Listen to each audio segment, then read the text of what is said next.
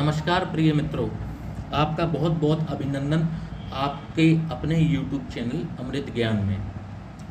प्रिय मित्रों, छात्र जीवन में मध्यम वर्ग परिवार में जन्मे अधिकतर बच्चे अपने जीवन में सरकारी नौकरी का सपना संजोए तैयारी करते रहते हैं।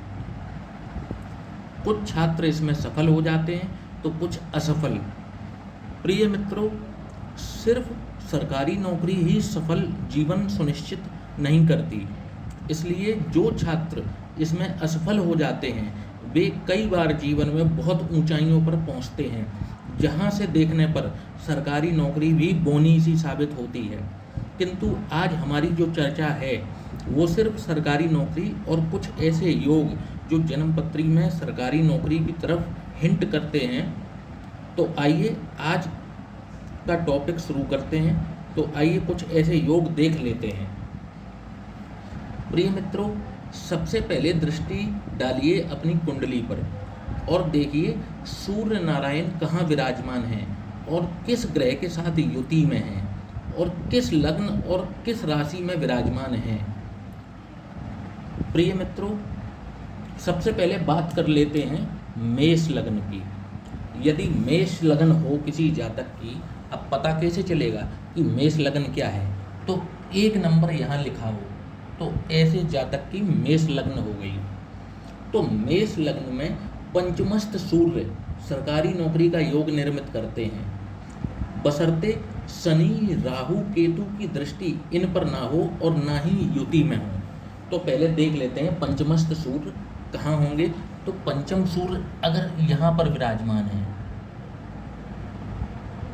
यहाँ ये स्वराशि के हो गए अपनी ही राशि में। यदि मेष लग्न है और सूर्य पंचमस्त हो तो यहाँ पर ये सरकारी नौकरी का योग निर्मित करते हैं। लेकिन अब इस पर देखने योग्य बात क्या है कि जो मैं योग बताऊंगा ये युति और योग नहीं होने चाहिए। लग्न में राहु वगैरह है तो इस योग ये नलीफाई हो जाएगा, फिर ये योग काम नहीं करेगा, क्योंकि यहाँ पर पंचम दृष्टि राहु की सूर्य पर होगी तो ये कहीं ना कहीं सूर्य को कमजोर करने का काम करेंगे। ठीक है, या पंचमस्त या लग्न में केतु हो तो भी दिक्कत हो गई। सूर्य को ग्रहण लग गया तो भी दिक्कत हो गई। पंचम दृष्टि से सूर्य को देखेंगे तो सूर्य कमजोर हो जाएंगे। शनि बैठे हों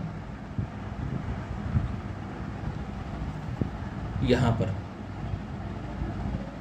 और अपनी तीसरी दृष्टि से सूर्य को देख लें तो ये योग कमजोर हो गया, फिर मतलब उसमें दिक्कत आएगी। जातक तैयारी करेगा 1 या 2 नंबर से हमेशा मेरिट में रह जाएगा, कितनी भी मेहनत करेगा उसको दिक्कत ही आनी है, क्योंकि यहाँ पर शनि अपनी तीसरी दृष्टि जो संघर्ष कराती है वो सूर्य के ऊपर डाल रहे हैं। अब ये प्रिय साथियों, यहाँ पर अगर गुरु की युति भी हो जाए, सूर्य के साथ में गुरु भी विराजमान हो जाए, तो अब ये प्रबल योग बन गया। ये अब सरकारी नौकरी का प्रबल योग हो गया। क्यों? क्योंकि गुरु यहाँ पर भाग्येश भी है। इस भाव के स्वामी होकर वो पंचम भाव में आए हैं, नवम से नवम का संबंध बना और गुरु सूर्य मित्र हैं। इसलिए यहाँ पर ये अगर सूर्य और गुरु की युति होती है तो ये प्रबल योग बनता है सरकारी नौकरी का।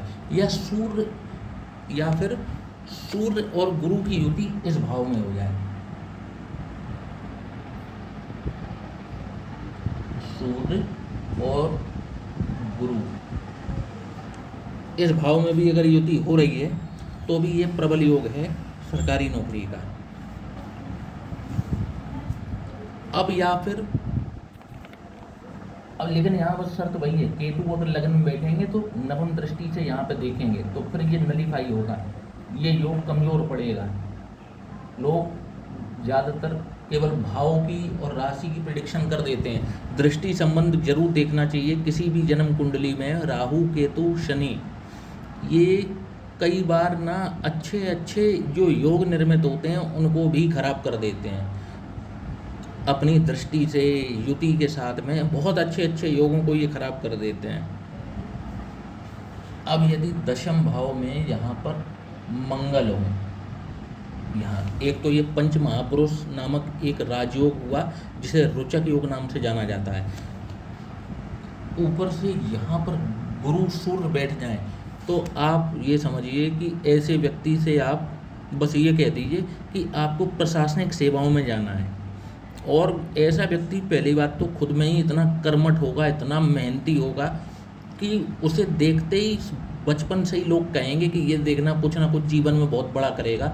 ऐसे होनहार मतलब जो छात्र होते हैं वो दिखते हैं, अपने एकेडमिक्स में दिखना शुरू हो जाते हैं। तो ये ऐसे ही किसी छात्र की जन्मपत्री में होगा ये योग, और ऐसा छात्र जो है प्रशासनिक सेवाओं में अवश्य जाएगा। 99.9% का मतलब मैं गारंटी दे सकता हूँ। दशम में मंगल हो, पंचम में सूर्य हो, और ऐसा व्यक्ति प्रशासनिक सेवा में अवश्य जाएगा। और अगर प्रशासनिक सेवा में किसी कारणवश दुर्भाग्यवश नहीं जाता है तो ऐसा व्यक्ति खुद सरकार का हिस्सा होता है। अगर पहली बात तो वो उच्च पदस्थ अधिकारी बनेगा, 99% बात आप श्योर मानिए। और अगर किसी कारणवश अगर वो सरकारी नौकरी का हिस्सा नहीं बन पाता है, उसको नहीं प्रशासनिक सेवा में जाने के अवसर प्राप्त होते हैं, या उसका खुद का ही मन नहीं है प्रशासनिक सेवाओं में जाने का, तो ऐसा व्यक्ति यहाँ पर न चाहते हुए भी कुछ ऐसी परिस्थितियाँ निर्मित होंगी कि वो खुद सरकार का ही हिस्सा बन जाएगा। इतना पावरफुल होगा वो व्यक्ति, पावरफुल बनेगा, मतलब ये बात देख के कन्फर्म बात है ये। अब यदि किसी जातक की वृषभ लग्न की कुंडली बनती है तो वृषभ लग्न में यदि सूर्य चतुर्थ भाव में विराजमान हो जाएं, अभी बात कर लेते हैं सिर्फ सूर्य की।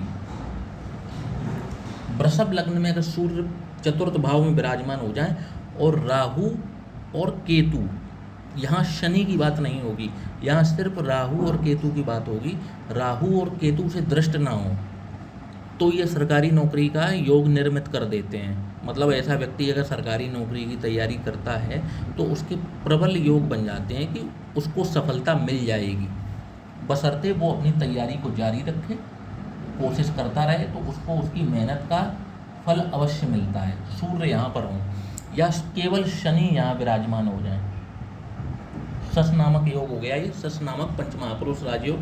तो ऐसे व्यक्ति को न्याय विभाग में, न्यायपालिका में, इवन शनि यहाँ विराजमान होकर व्यक्ति को जज तक बना देते हैं वृषभ लग्न में। क्यों? क्योंकि वृषभ लग्न में ये केंद्र और त्रिकोण के स्वामी होकर केंद्र में विराजमान है। ऐसा व्यक्ति शुरू से ही कर्मठ और मेहनती होता है और अपनी मेहनत के बल पर वह सरकारी नौकरी को अवश्य प्राप्त करता है और समाज में मान सम्मान बहुत प्राप्त करता है। अब यदि इस जन्मपत्री में राहु,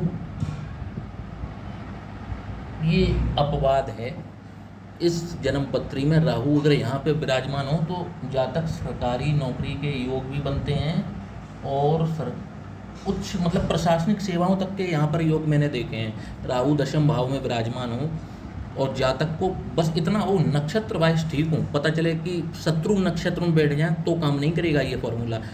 मित्र नक्षत्र में हो, मित्र राशि में हो, अब यहाँ मित्र राशि तो होगी लेकिन नक्षत्र का मित्र है नहीं है ये देखना पड़ेगा।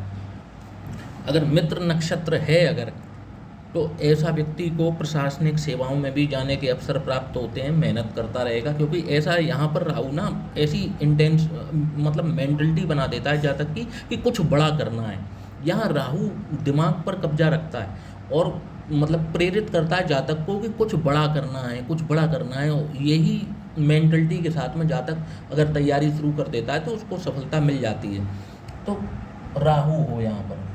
और एक योग और मैं बता देता हूँ सरकारी नौकरी का, सूर्य यहाँ पर हूँ, शनि यहाँ पर हूँ, एक तो शश नामक राजयोग, ऊपर से यहाँ मित्र लग्न में दो अच्छे भाव के स्वामी होकर ये सूर्य पर दृष्टि मारेंगे और सूर्य जो है यहाँ पर अपनी राशि में केंद्र स्थान पर विराजमान है। एक तो ये केंद्र के दो स्वामी एक दूसरे से दृष्टि संबंध बना रहे हैं, ये प्रबल राजयोग है और ऐसे व्यक्ति को सरकारी नौकरी के मतलब मैं क्या कहूँ कि ऐसा व्यक्ति तैयारी करता है तो उसे अवश्य प्राप्त होती है और उच्च पदस्थ सरकारी नौकरी प्राप्त होती है।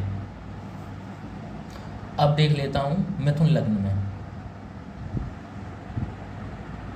यदि किसी जातक की मिथुन लग्न हो,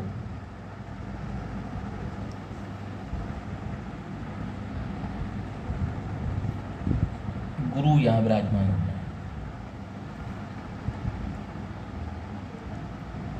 गुरु यहाँ विराजमान हो जाए, ये आपको पढ़ाई लिखाई के क्षेत्र में जैसे टीचर हुए, प्रोफेसर हुए, असिस्टेंट प्रोफेसर हुए, ऐसे क्षेत्र में सफलता दिला देते हैं मिथुन लग्न में सरकारी नौकरी में। एक योग यहाँ निर्मित हो रहा है, ठीक है। यहाँ ज़्यादातर गुरु निर्मित करते हैं सरकारी नौकरी का योग मिथुन लग्न में। इसके बाद बात करते हैं कर्क लग्न की। कर्क लग्न में यहाँ आएगी मेष राशि, यहाँ मंगल विराजमान हो जाए,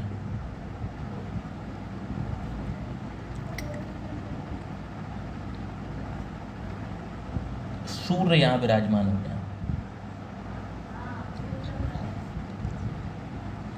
तो ये सरकारी नौकरी का प्रबल योग बनता है। या कर्क लग्न में सूर्य और मंगल यदि ये आ गए तो आप कह सकते हैं ऐसे व्यक्ति को आईएएस और आईपीएस की तैयारी करनी चाहिए, और ऐसा व्यक्ति इन चीज़ों में बहुत जल्दी सफल होता भी है। कर्क लग्न में यह सरकारी नौकरी का योग है। और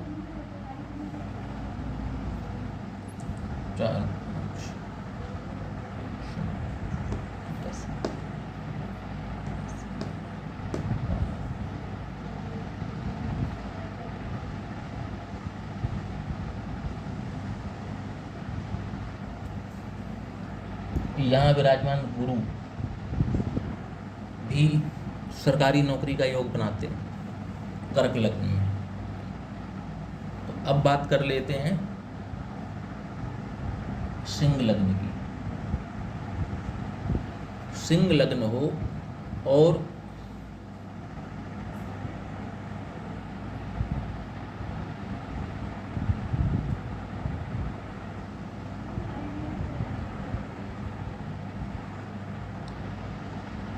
मंगल यहाँ पे, यहाँ पर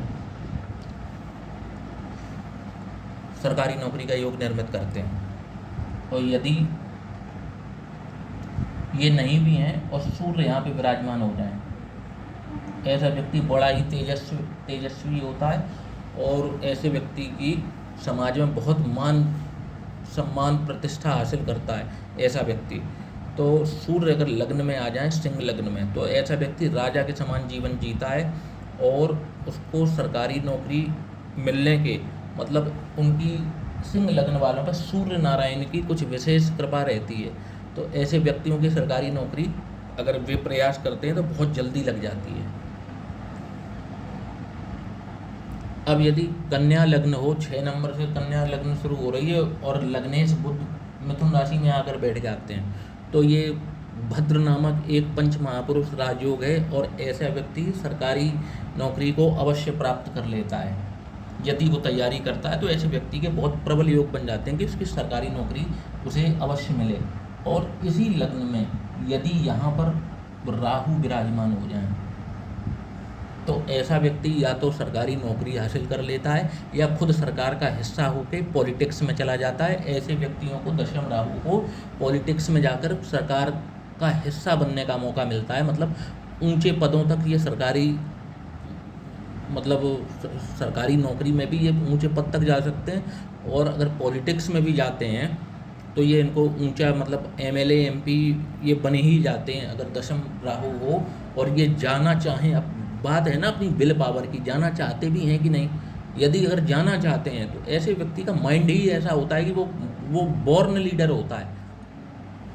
तो ऐसे व्यक्तियों की बहुत चांसेस रहते हैं। अब बात कर लेते हैं तुला लग्न की।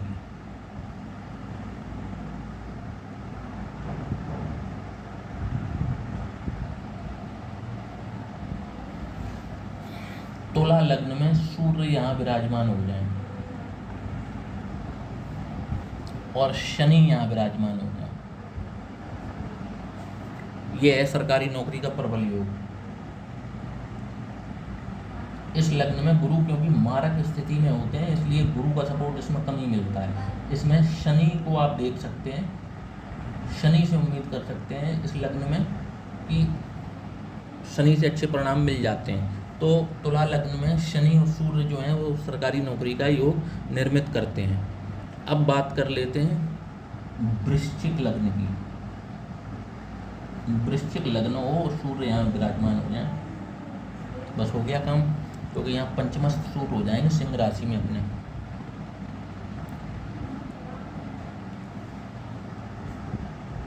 यहाँ सूर्य के साथ गुरु विराजमान हो जाए और भी प्रबल योग हो जाएंगे। ऐसा व्यक्ति तैयारी करेगा, उसका 100% सिलेक्शन हो जाएगा। वृश्चिक लग्न वाला हो और सूर्य गुरु हो या अकेले सूर्य हो, गुरु भी स्टिल अगर दशम भाव में है तो ऐसे व्यक्तियों की सरकारी नौकरी मिलने के बहुत चांसेस बन जाते हैं। अब यदि बात कर लें धनु लग्न की,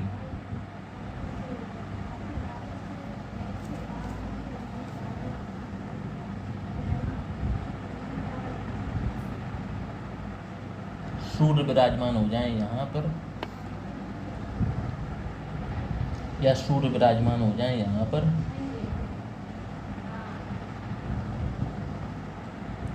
और यदि ऐसा नहीं संभव होता है या नहीं है तो गुरु विराजमान हो जाए यहाँ पर धनु लग्न में, तो यह सरकारी नौकरी के योग निर्मित हो जाते हैं।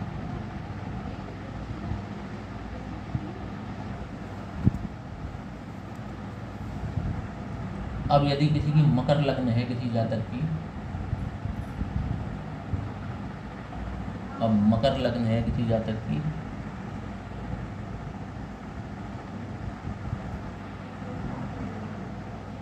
मकर लग्न में मंगल यहाँ विराजमान हो जाए तो ये अति शुभ है। और ऐसे जातकों को थोड़ा सा गुस्सेल स्वभाव का होगा, लेकिन ऐसे जातकों को सलाह है कि वो पुलिस सेवा में या फौज में, ये मतलब अगर तैयारी करते तो इनकी फोर्स के क्षेत्र में नौकरी जल्दी लग जाती है मकर लग्न में। और इसके बाद में यदि कुंभ लग्न है किसी जातक की, मंगल यहाँ आ जाए और सूर्य यहाँ आ जाए,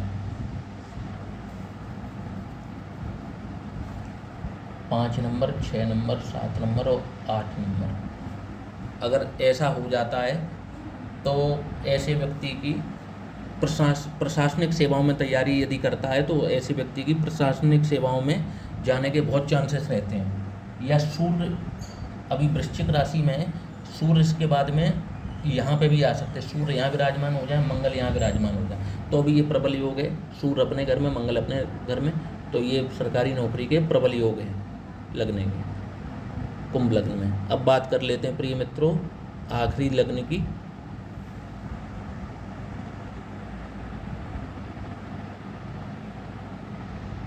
मीन लग्न।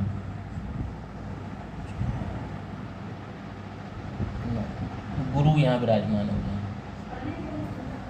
मीन लग्न हो, गुरु यहाँ विराजमान हो जाए तो ये सरकारी नौकरी के प्रबल योग बन जाते हैं। और यदि बुध अगर यहाँ विराजमान हो जाए और इन बुध और गुरु का आपस में दृष्टि संबंध बन जाता है तो ये बहुत प्रबल योग है। ऐसा व्यक्ति महाज्ञानी होगा और महाज्ञानी होने के साथ में ये मतलब कॉलेज में या कहीं पर भी ये मतलब बड़े टीचर होते हैं, बड़े प्रोफेसर बनते हैं ऐसे लोग। तो ये रहे आपके सरकारी नौकरी के योग। इसके अलावा भी कई योग निर्मित होते हैं, मैंने प्रमुख बता दिए। ऐसे तो वीडियो फिर लंबा होता चला जाएगा, किसी दिन विस्तार से मैं एक इसी टॉपिक पर एक लंबा वीडियो तैयार करूंगा। अभी फ़िलहाल के लिए मैंने बता दिया कि कुछ जो एक प्रथम दृष्टया कुछ योग इस तरीके के होते हैं कि अगर वो किसी की कुंडली में निर्मित हो रहे हो तो आप देख के कह सकते हैं कि हाँ तू तैयारी कर, तेरी नौकरी लगने के चांसेस हैं, काफ़ी अच्छे चांसेस हैं। तो प्रिय मित्रों इसी के साथ हम अपने वीडियो का समापन करते हैं। आप सभी, आशा करता हूँ आप सभी स्वस्थ रहें और तरक्की करें जीवन में। जय सिया राम, जय जय सिया राम।